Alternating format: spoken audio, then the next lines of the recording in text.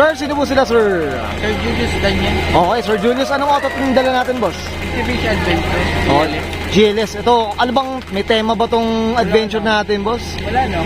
Kumbaga kung ano yung taste nyo lang na babagay doon sa auto, boss, tama ba? Okay, boss Julius, syempre very curious sa mga auto natin. Paano ba kayo nahilig sa pag-kotse, boss? Sige po. Sa tropa. Inaasar-asar lang ng tropa. Kayo? Nakabuo. Buya-buya na ng mga tropa, boss. Kumbaga, nahuli kayo sila mga gastos na. Magastos pala. Magastos. Wag na lang. Boss Julius, syempre dito sa Auto Kotse, kailangan makita natin interior, exterior, tsaka engine bay. Okay lang, boss? Okay lang. Okay na okay, so tara, check na natin.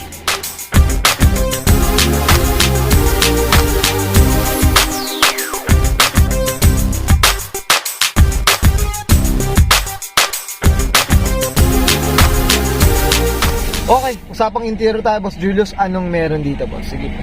Sounds lang, pang tambayan lang. Okay. Kumbaga, boss, ito ang hilig mo talaga, sounds, boss. Sounds Parang ganun. talaga. Okay. Ito, boss, napansin ko talagang, at nabanggit mo na family car din talaga to, Family boss. car lang. So, ito mostly stock din talaga, boss, eh, no? Stock lang. Stock lang. Ayan, mga auto. Tsaka ito, boss, napansin ko, ang kulay nung ano niya, Beige. beige. Yes.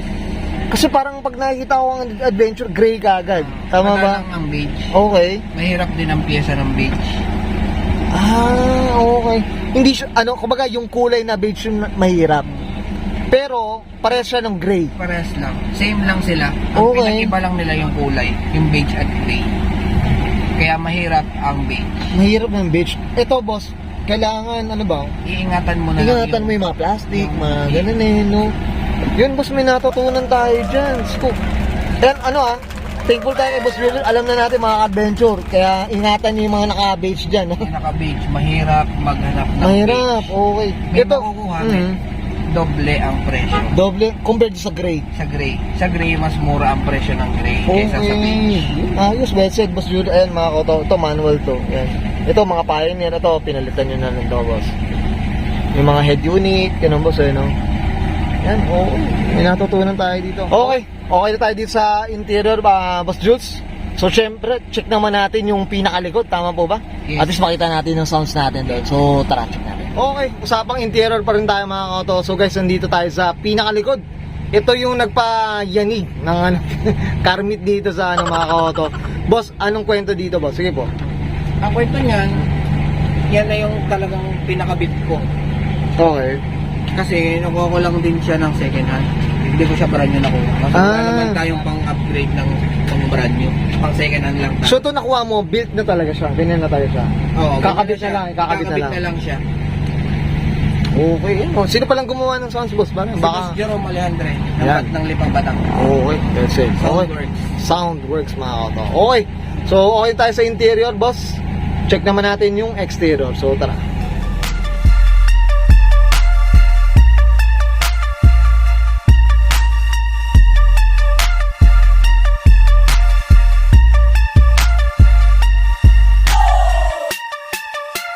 Okay, usapang exterior tayo, Boss Julius. Anong meron dito, boss? Sige po. Wala, stock lang. Okay. Same pa rin ang stock. Hindi ko siya binago kasi hinahabol ko yung year model. Ah, kumbaga, Kung ano yung year model niya, yung pa rin. yung pa rin, boss. Okay. Okay. Ito, boss, anong kulay pala na ito, Boss Julius? Silver. Silver na. Pero, ano ba siya? Two-tone siya? Hindi. Single color lang. Kasi pag adventure, karamihan, Oo, two-tone. yung mga mga Guinness Sport. Ah, yun yung two-tone talaga. Yung may cladding. May cladding. Ah, ay, oo, tama. Ito walang cladding, mga kauto. Ayan, eh. Kaya mas maganda na ibaba yung ganyan. Kumbaga, naano mo talaga, no? Makikita mo talaga yung baba ng sasakyan. Oo. May cladding kasi may daya siya. May dahil, kumbaga, natatago mo, no? Tama ba, Boss Julius? Yan, hindi mo pwedeng itago kasi yan na yan. Katulad ng fender. Yan, Wasak talaga kung wasak. Talagang, oo, wasak kung wasak. Okay, boss, ito, usapang mags tayo, boss. Anong meron dito, boss? Tupis siya na Okay. hindi ko sure kung ano yung max yan eh. B80. Okay. Yan, ang By ganda 8, na by yun. 9. By 8 lang na lang. Ah, By 9 ang ito. so ano, ayan, tinan mo mga kauto, mamaya doon tayo sa makita natin, ang laki ng labi sa likod. Tama ba, boss? Ayan. Okay, boss, usapang tint tayo. Ano ba, tintless? Ano ba, may tint? Nakating siya na Sige, boss. clear tint. Green. Green. O yan, no? Medyo... Roundtech. Oh. Diyos ko, talagang lapag. Boss, ito, sino palang gumawa nung ano nila? Gumawa pala at nagbaba niya ito, Classical Works Batangas. Okay. Shoutout tayo dyan, boss. Siyempre, Classical Works. Okay. Boss Jake ng Classical Works Batangas. Okay. Okay. Ito, boss, yung mga kauto. Ito, wala yata siyang talagang ano. Wala din siyang step board. Step board. Kasi pag may step board, nagigiba lang siya. Pag mababa. Hindi, tsaka ano, yung daya ng ano talaga, mababa. May daya kasi pag may step board. Oo. Doon mo malalaman kung mababa. Talagang mababa. Mababa. Pero kung walang step board, doon mo pa rin makikita kung mababa talaga. Usapang real talk tayo dito. Ito mga kauto, tingnan niyo yung labi nito. Dun sa harap, medyo ano, ayan, iba yung ano. Ito malapad din talaga po sa By 9. By 9. Pag 9.5 kasi, masyado nang lalabas yung mag, tsaka depende pa rin sa offset. Offset. Sa offset pa din kami nagpapase.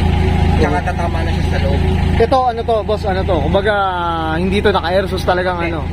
Static talaga. Functional Kasi talaga. may play pa siya. Okay, okay. Ayan. Ay, oo nga. Oo. Kasi pag static, hindi na talaga siya gumagalaw. Pag functional, gumagalaw pa. So meron pa rin play talaga. No? Tama. Yun, Betse, may natutunan tayo. Boss Jules dyan. Okay. Boss, dito sa likod, meron pa tayong binago or whatever. Wala. Dagdag lang ng Europlate. Oo. Tapos yung sa shop.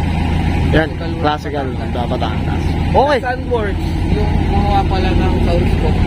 Ay, oo. Yan. Patang. Shoutout. Kay Boss Jerome Alejandre. Okay. Shoutout. Shout out kay Boss Jerome Alejandre. Yun. Okay, well said. Okay. Okay tayo sa exterior, Boss Jules. Check naman natin yung makina. So, okay, usapang engine bay tayo, Boss Julius. Ano meron dito, boss? Sige po. Wala, super stock lang. Wala namang binago. Anong stock engine pala to, boss? Anong tawag sa kanya? 4D56. Yan, anong 2 liter yan, Boss Julius? Hindi ko Ano ba yan? sure eh. Parang wala pa. 1.4? Mga ganun, Parang ganun or, lang, 1.6. mga ganun, or 2.0 na diesel, no? Diesel. Mga ganun eh. No? Yung mga auto, flex lang natin. So itong makina na ito ni Boss Julius talagang ano lang. PMS lang talaga, Yes. boss. O, kumbaga, tsaka ano, nabanggit rin ni Boss Jules. Ano to? Daily driven car to. O, talagang family car din talaga. Okay. Okay, Boss Julius, okay na tayo dito sa makina? Yes. Ayan, thank you. Guys, nakita natin interior, exterior, tsaka engine bay. Siyempre, usapan na tayo. Adventure neto kay Boss Julius Daniel. Boss Julius, siyempre, usapan na tayo. Shoutout na tayo, boss. Sige po, go po. Shout out na pala sa Classical Works Batangas. Kay Boss Jerome Alejandre ng Southworks. Kay Ubi Pinas. Sa misis ko. Yan, of course, siyempre sa family nila. Pilit yung Anak nila, boss. Bakit may anak nila, anak boss? ko. Julian, nandyan. Yeah. Kasama. Laging kasama sa car meet. Well. Sige, boss. Ilang boss. Okay. So, I'm sure many to mention. Tama ba, Boss Julius? So, syempre, shoutout tayo dyan sa mga tropa ni Boss Julius. Boss Julius, ano po? Yes. Okay, so guys, susbahan ko na yan, Sir Julius Daniel para sa 2005 Mitsubishi Adventure GLS, mga koto. And this is Oro Culture.